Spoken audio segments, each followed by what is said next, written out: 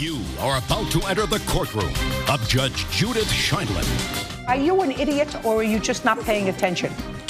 Just answer my question. Let me explain something to you, Mr. Glenn. I don't like you. No, most of it. She's the tough-as-nails terror of daytime TV. You lie to me, I'll wipe up the floor with you worse than anybody else who's ever tackled you. Shh, listen to me. I'm older, smarter. If you live to be 120, you're not going to be as smart as I am in one finger. And if Judge Judy is talking, I'm speaking. When I'm speaking, you don't. You better pay attention. Quiet! Look into my eyes. Don't talk when I'm talking. Just shape up. You're like a drill sergeant. They don't keep me in this job, Mr. Sorrows, because I'm young and lithe and beautiful. I think I'm a good fact finder. They keep me in this job because I'm smart. And if you should have brought that piece of evidence, you didn't, that is not my fault. And if you're 22 years old, and if I say to you, on what day were you arrested, and you say to me, which time, that is not a good thing. Unless he's in a hospital, he's to be in school. Clear, sir? This is not a legal game, counselor. And Judith Scheindlin does not just play a tough judge on TV. Well, what do you want me to give him, a testimonial dinner? She was a tough judge for 14 years on New York's family court. She is a 5'2" package of attitude with a capital A. Where Morley Safer and 60 Minutes found her in 1993. Objections? Forget it. Sit down. I was stating Sit down. No one in her courtroom got away with anything, which didn't make her too popular in some quarters. Because I have 30 other cases to do, and you can come in and put any ground that you want on the record. Yes, Your Honor. Good. Miss Levy had only one more thing to say. Just read her lips. If you missed it, it rhymes with witch. You were no nonsense, not afraid to speak out, not to challenge the system the way things had always been done. I didn't come as a fresh kid to the family court. I came having practiced there for 10 years. I knew where people were sleeping in the hallways, you know, instead of doing their job. I knew what systems weren't working. I knew how things were getting padded. So I was dangerous. She was a Brooklyn girl who went to law school, but stopped practicing to stay home with the kids for a while. I was going a little crazy. It wasn't satisfying enough. Kids would go away to school for 2-3 hours, and I was watching soap operas. I said, this is not what I studied for 7 years for. Something has to happen in my life before the children go to college. So you had a friend who said, I have just the right job for you. Come and work in family court. In family court as a prosecutor. Correct. Her job, she says, was one thing that led to the breakup of her first marriage. A few years later, she went to meet some friends for a drink and spotted Jerry Scheindlin. And I looked at him and I thought he was adorable. I still think he's adorable. So what'd you think when she walked up?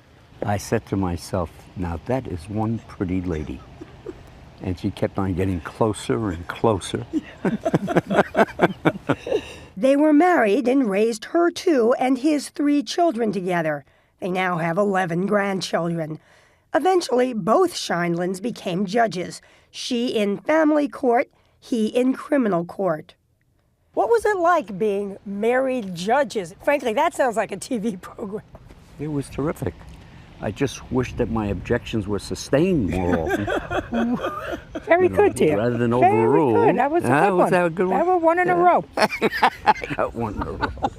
To look at them now, you'd never know that they divorced in 1990. Of course, they remarried a year later. It was one of those divorces that just didn't work out. It just didn't take. It just didn't take. Fortunately, it just didn't take, because I think that we are a much better couple than we would be independently. You are about to enter the courtroom of Judge Judith Scheindlin. And when Judy got the opportunity to shoot a TV pilot, Order, all rise. Jerry was all for it. She's got it. She's different. She has a tremendous sense of humor. She's very smart. Hey, am I doing all right? Am I doing okay? That is the dumbest thing I ever heard. You gotta butt out! When the program started, the producers made the mistake of thinking they were in charge. I said to one of them, I said, I have food in my refrigerator older than you are. And you're telling me how to be a successful person? First, get yourself successful, then tell me how to hold myself, what to wear, what to do in order to sell my product. Because so far, I've done pretty well. Very well. This is not a democracy here. Yeah, she wanted It's a monarchy. Judge Judy is now the #1 syndicated show on television, even beating Oprah in her last 2 seasons. You don't have to be mean to me, Your Honor. Listen to me. I can be any way that I want to be when somebody's trying to pull the wool over my eyes. Get a job. If you're wondering, the cases on Judge Judy are real, culled from court dockets around the country. You can't sell your dogs in good conscience to the unsuspecting Both public sides and must expect to get away agree with to it. abide by whatever keep the your judge dog. rules. Judgment for the plaintiff in the amount of $5,000. That's all. Thank you. But it's the show that pays the damages, not the bickering parties. Still, the judge insists the stakes are high because people want to air their grievances. Most of these people are involved in the emotion of the relationship that caused them to come here in the first place. So they want vindication. They want to, yeah, they want vindication. Revenge. Sometimes revenge. I'm Judge Judy, and I'm tough. She's judicious. Judge Judy is famous enough to be parodied on Saturday Night Live. Hey, look at me. Look at me. I'll take a pig to the butcher when I want to eat bologna. Got it? And secure enough to join in the fun. Get your bony ass out of that chair, you wuss. And it's been more than just fun. Because I'm ready to rule. It's reported that you now make $45 million a year. That's a lot of money. $45 million a year is a lot of money. So I guess wow is the right thing to say. This is a wow.